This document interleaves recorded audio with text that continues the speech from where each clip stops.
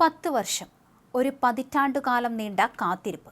പക്ഷേ ഒരു തവണ പോലും സംസ്ഥാന മുഖ്യമന്ത്രിയുടെ മുഖം കാണാൻ ഒരു സ്പെഷ്യൽ സെക്രട്ടറിക്ക് കഴിഞ്ഞില്ലെന്ന് പറഞ്ഞാൽ വിശ്വസിക്കില്ല ആരും.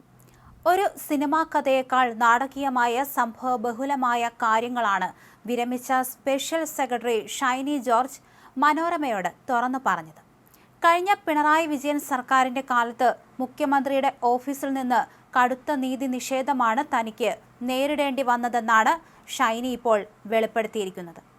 പൊതുഭരണ വകുപ്പിൽ സ്പെഷ്യൽ സെക്രട്ടറിയായിരിക്കെ മുഖ്യമന്ത്രിയുടെ ഓഫീസിലെ ഉന്നതനെതിരെ ഒരു കൂട്ടം ജീവനക്കാർ നൽകിയ പോഷ് ആക്ട് പരാതി അന്വേഷിച്ച് റിപ്പോർട്ട് തയ്യാറാക്കുന്നതിനിടയിലാണ് ഷൈനിയെ ബാലാവകാശ കമ്മീഷനിലേക്ക് മാറ്റിയത്. അവിടെ നിന്ന് സെക്രട്ടേറിയറ്റിലേക്ക് മടങ്ങാൻ പലവട്ടം ശ്രമിച്ചെങ്കിലും നടന്നില്ല.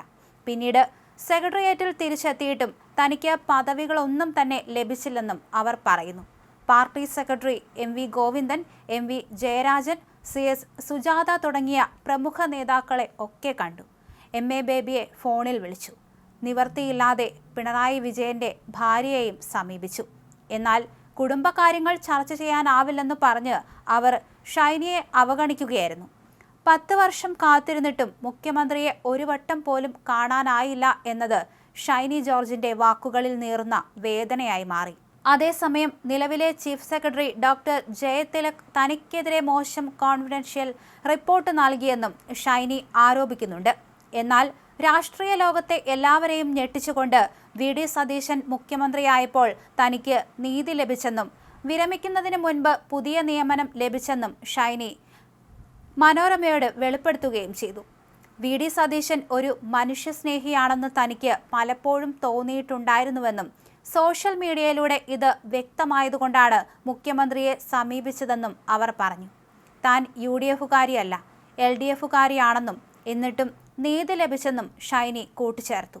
എന്തായാലും ഈ വെളിപ്പെടുത്തലുകൾ കേരള രാഷ്ട്രീയത്തിൽ എത്രത്തോളം കൊടുങ്കാറ്റ് ഉയർത്തുമെന്ന് കണ്ടറിയും. 10 വർഷം കാത്തിരുന്നിട്ടും പിണറായി വിജയനെ കാണാൻ സാധിച്ചില്ല എന്ന വേദന നിറഞ്ഞ വാക്കുകളാണ് ഷൈനി ഇതിലൂടെ പറഞ്ഞിരിക്കുന്നത്.